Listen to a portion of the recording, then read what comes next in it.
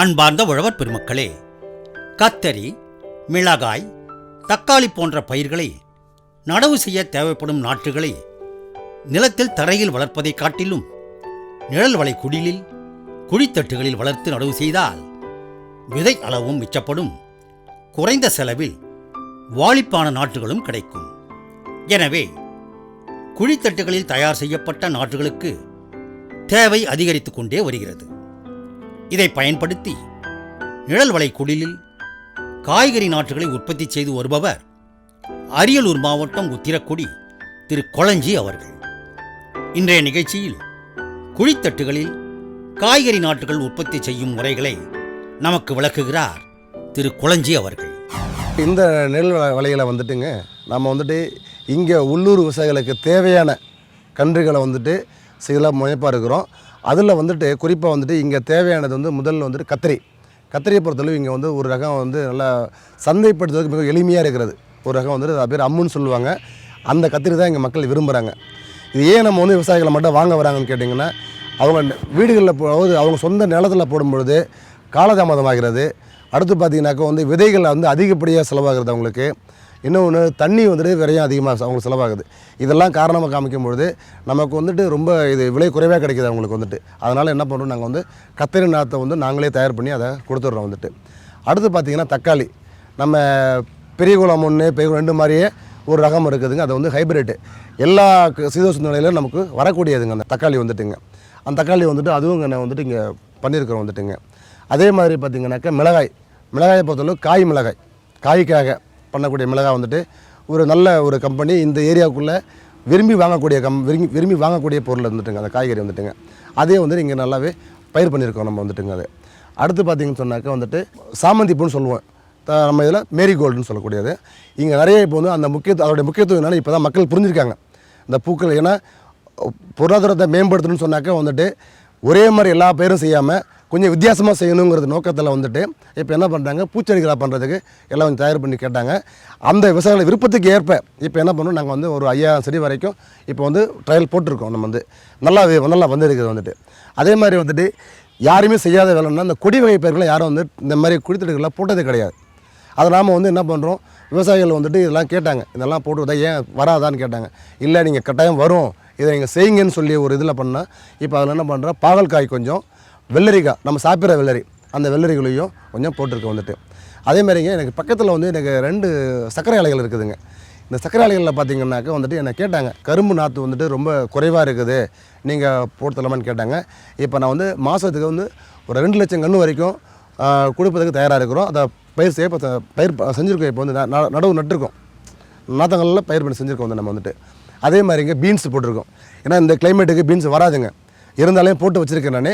நல்லா தான் வந்திருக்குது, ஒரு நல்லா தான் வந்திருக்குது ஒரு பகுதி வந்துட்டுங்க. அதே மாதிரி வந்துட்டுங்க கீரை வகைகள் கொஞ்சம் அதையும் கொஞ்சம் நான், ஏன்னா மக்களுக்கு வந்துட்டு கீரைகளோட முக்கியத்துவம் என்னென்னு நிறைய பேர் தெரிஞ்சிருந்தாலும் கூட கிராமத்தில் அவ்வளோதான் தெரியுது. இப்போ கிராமம் மறைஞ்சு போச்சு, மங்கி போச்சு, எல்லாம் டவுனில் வந்து விரும்ப ஆரம்பிச்சிட்டாங்களா, விலைக்கு வாங்க ஆரம்பிச்சிட்டாங்க. அதை ஏன் நம்ம செய்யக்கூடாதுன்னு பார்த்தேன். அதுவும் இப்போ நம்ம வந்து கொஞ்சம் சிறப்பாக செஞ்சுட்டு இருக்கோங்க வந்து. இதுதாங்க இப்போ நாங்கள் நடைமுறைப்படுத்திருக்கக்கூடிய விஷயம், நல்ல விஷயத்தை பண்ணியிருக்கோங்க வந்துட்டு. இது தயார் பண்ணுவதற்கு மூலதனம் நிறையா வேணும்.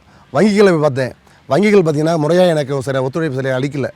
என்னுடைய சொந்த தொழில், சொந்த முதல் ப்ளஸ் கொஞ்சம் கூட ஏதோ கொஞ்சம் மக்கள்கிட்ட கொஞ்சம் கடனை வாங்கி போட்டு இந்த ஒரு பெரிய நர்சரியை உருவாக்கணும்னு சொல்லி இப்போ நான் செஞ்சுக்கிட்டு இருக்கேன். நான் வந்துட்டுங்க ஒவ்வொரு பொருளாக நான் வாங்கி உட்காந்து நான் செய்ய ஆரம்பித்தேன். நான் செய்ய ஆரம்பிக்கும் பொழுது முதல்ல வந்து அந்த ட்ரே வாங்கினேன், ஒசூரில் இருந்தால் ட்ரே வாங்கிட்டு வந்தேன் நான். அதன் பிறகு கோகோபீட்டு முதல்ல வாங்கினா அது விலை அதிகமாக தெரிஞ்சுது எனக்கு, கோகோபீட்டை பொறுத்தளவு எனக்கு.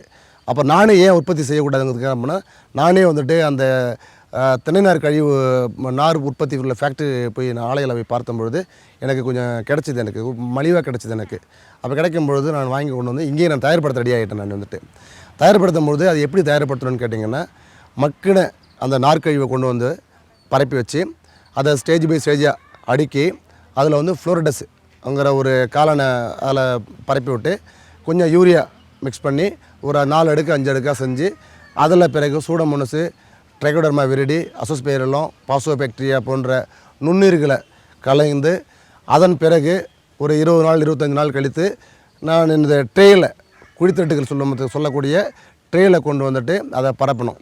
பரப்பிட்டு அந்த இதில் வந்துட்டு திரும்பவும் வேம் சொல்லக்கூடிய விசிகுலர் ஆர்பஸ்குலர் மைக்ரோரேஸாங்கக்கூடிய வேம் அதையே கலந்து நான் வந்து ஒரு பாதி அளவுக்கு தட்டில் அந்த கோக்கோபீட்டுங்கிறத நிரப்பிட்டு அதன் பிறகு அது மேலே விதைகளை விட்டு 10 அடுக்குகளாக பேக் பண்ணி கட்டி ஒரு 3 நாளுக்கு அதை வைத்திருந்தோம். வைத்த பொழுது 4ஆவது நாள் திறந்து பார்த்தோம் சொன்னாக்கா முளையிட்டு இருக்கும் ஒரு 10% முளையிட்ட பிறகு மொத்த பேக்கிங்களையும் நல்லா ஓப்பன் செய்து திறந்துட்டு அதனை வந்துட்டு வரிசைப்படுத்தி அடுக்கி வச்சுருக்கோம். தெளிப்பானால் தண்ணியை பாசனம் பண்ணிக்கிட்டு இருந்தோம். அதன் பிறகு பூவாளியை கொண்டு நீரை வந்துட்டு நம்ம தெளிச்சிக்கிட்டு இருந்தோம். இதன் பிறகு ட்ரைகாண்டால்னு சொல்லக்கூடிய வளர்ச்சி ஊக்கிகளை வந்துட்டு 1 ml 1 லிட்டர் என்ற அளவில் கலந்து அந்த பயிர்கள் இலைகள் மீது இலைவழி உரமாக தெளித்தோம். அதற்கு கூட வந்துட்டு 19 கூடிய நீரில் கரையக்கூடிய உரங்களையும் ஒரு 5 கிராம் லிட்டருக்கு என்ற ஒரு முறையில் அதையும் கலந்து தெளித்தோம். இதை நான் வந்து ஒரு 20 நாள் வரைக்கும், அதாவது வாரத்தில் ஒரு நாள் 2 முறை மட்டுமே செஞ்சுருக்கிறோம் நம்ம வந்துட்டு. அதன் பிறகு 25 நாள் நமக்கு வந்துட்டு விற்பனைக்கு தயாராகி விட்டது.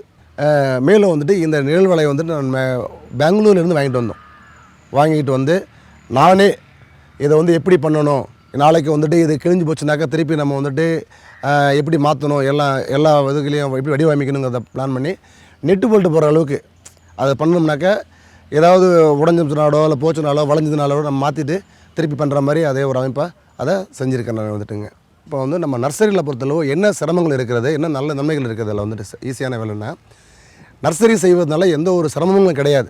நம்ம செய்ய வேண்டிய வேலை முக்கியமாக தண்ணி பாசனம். முக்கியமாக தொழில்நுட்பம் ஆல்ரெடி நம்ம வந்து எல்லாமே தெரிஞ்சிருக்கு நமக்கு வந்துட்டு. அதை பற்றி பெரிய யோசிக்க வேண்டிய அவசியம் இல்லை. இதை குறிப்பாக நம்மளை சார்ந்த வேளாண் பட்டதாரிகள் வந்துட்டு இதை சிறப்பாக செய்கிறத செஞ்சால் நல்ல வருமானம் ஈட்டுவதோட மக்களும் நிறைய அதில் வந்துட்டு பயனடைவாங்கங்கிறதுல வந்துட்டு எனக்கு எந்த ஒரு இதுவும் இல்லை. குறிப்பாக சொல்ல போனாக்கா இன்றைக்கி மக்கள் வந்து நம்மளை வச்சு நிறைய தெரிஞ்சுக்கிறாங்க. அதை வந்து அவங்க தெரிஞ்சது கூட இல்லாமல் நாமளும் ஒரு வருமானத்தை வந்து பெருக்கிறதுக்கு நிறைய வாய்ப்பு இருக்குதுங்கிறது என்னுடைய கருத்துங்க வந்துட்டு. நிறைய இடங்களுக்கு வந்துட்டு இலவசமாக சில ஆலோசனைகளை செஞ்சு கொடுத்துட்ருக்கேன். நிறைய இடங்களில் பண்ணி கொடுத்துட்ருக்கேன். வந்துட்டு 100 ஏக்கரா 200 ஏக்கரா 300 ஏக்கரா அந்த மாதிரிலாம் வந்து பண்ணி கொடுத்துட்ருக்கோம். இதில் என்ன ஒரு முக்கியத்துவம்னு கேட்டிங்கனாக்கா வந்துட்டு நம்ம கொடுக்கக்கூடிய தரமான கன்றுகள் தான் நம்மளை வந்து அவங்கள வந்து வரவழைக்கிறாங்க அவங்க. இதுதான் வந்து நாங்கள் செய்யக்கூடிய விஷயம். இன்னொன்று நம்முடைய வேளாண் பட்டதாரிகள் வந்து முக்கியமாக தெரிஞ்சக்கூடிய விஷயம் என்னென்னு கேட்டிங்கன்னா, நிறைய பேர் வந்து இந்தமாரி சில தொழில்களை வந்து செய்வதற்கு முன் வருவதில்லை. காரணம் வந்துட்டு அவங்களுடைய பொருளாதார பின்னடைவு ப்ளஸ் வந்துட்டு நேரடியாக வந்துட்டு அவங்க யாரையும் போய் அணுகாமல் இருப்பது தான் என்னோடய முக்கிய காரணமாக இருக்குது.